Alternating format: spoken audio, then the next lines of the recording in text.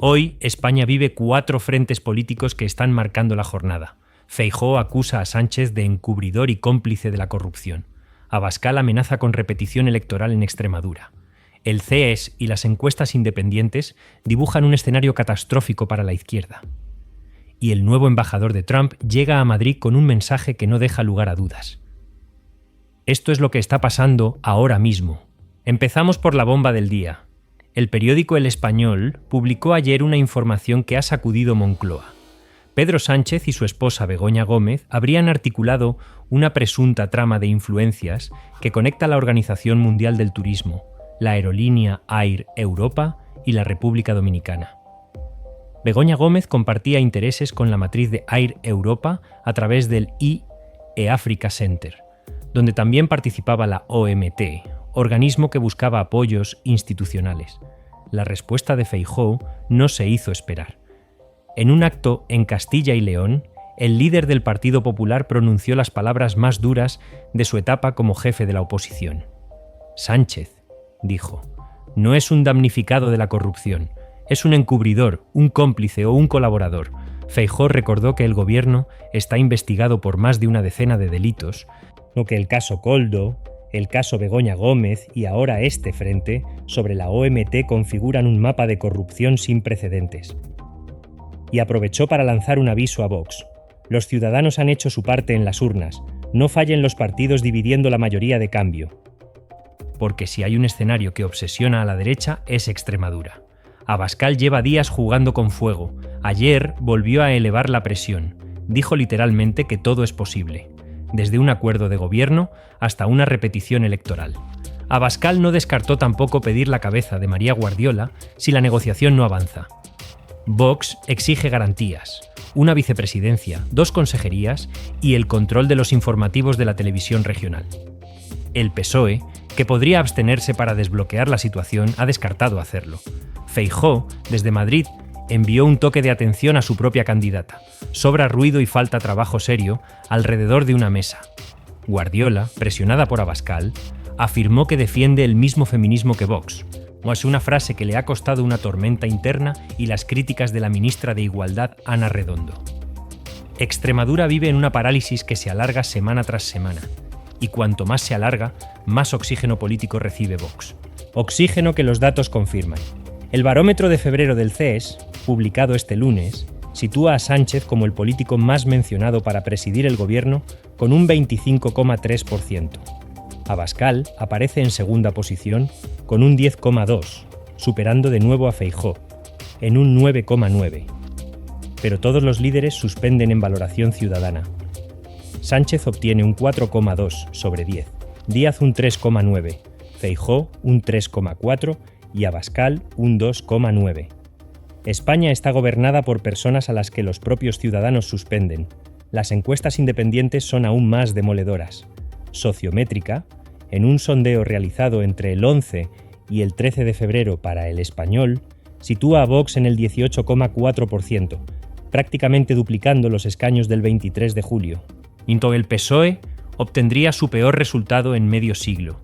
El 43,3% de los españoles cree que Feijóo será el próximo presidente.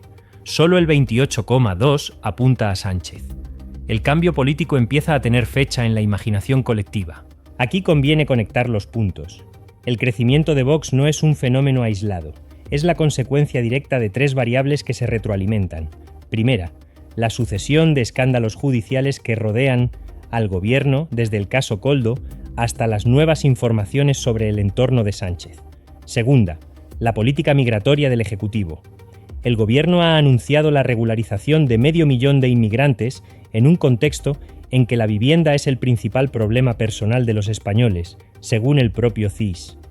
Abascal repite en el Congreso que la invasión arruina y mata. Esa retórica, por incendiaria que sea, conecta con una parte creciente de la sociedad que siente que el gobierno prioriza la acogida de recién llegados mientras los jóvenes españoles no pueden pagarse un piso. De la tercera variable es la propia estrategia de Sánchez. Construir su relato en torno a la batalla contra los tecnoligarcas, contra Elon Musk, contra la desinformación digital. Una apuesta que moviliza a su base más fiel, pero que aleja al votante de centro que necesita para sobrevivir. Y mientras la política interior arde, la geopolítica llama a la puerta. Benjamín León Jr., el nuevo embajador de Estados Unidos en España, llegó a Madrid este lunes con un mensaje cristalino: alineamiento total con la política exterior de Donald Trump. Su llegada se produce en un momento de máxima tensión entre Washington y una Europa que se resiste a los diktat de la administración republicana. Trump presiona en múltiples frentes: aranceles, gasto en defensa, Venezuela, Ucrania. España ha intentado mantener un equilibrio, con Sánchez alzando la voz en la reciente conferencia de Múnich, pero ese equilibrio es cada vez más difícil de sostener. El ministro de Exteriores Álvarez recibió la semana pasada en Madrid al ministro cubano Bruno Rodríguez, en un gesto que tensó la relación con Washington en un momento en que Trump ha endurecido el cerco energético sobre la isla.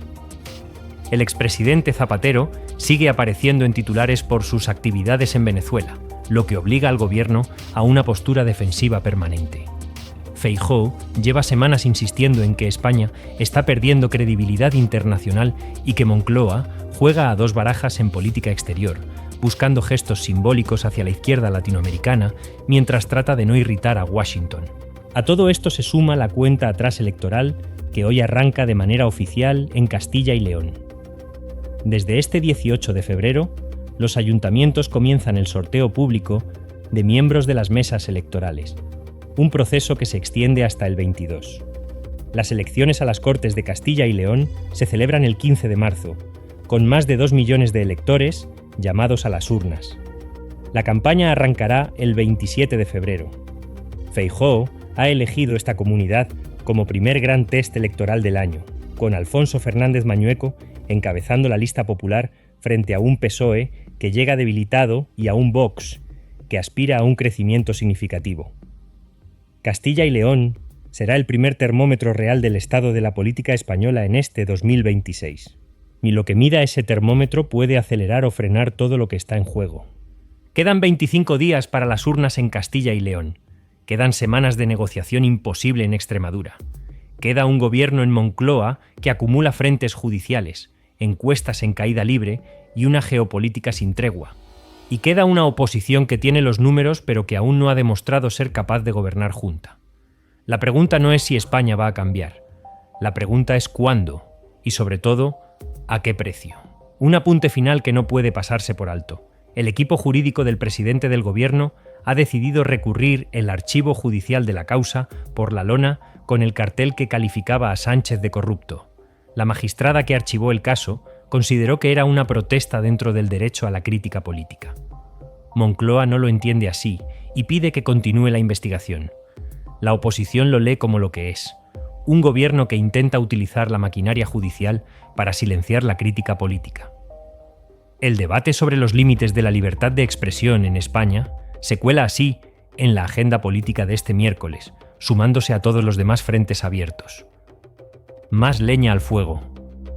Más presión sobre un sistema político que lleva meses al borde de la rotura.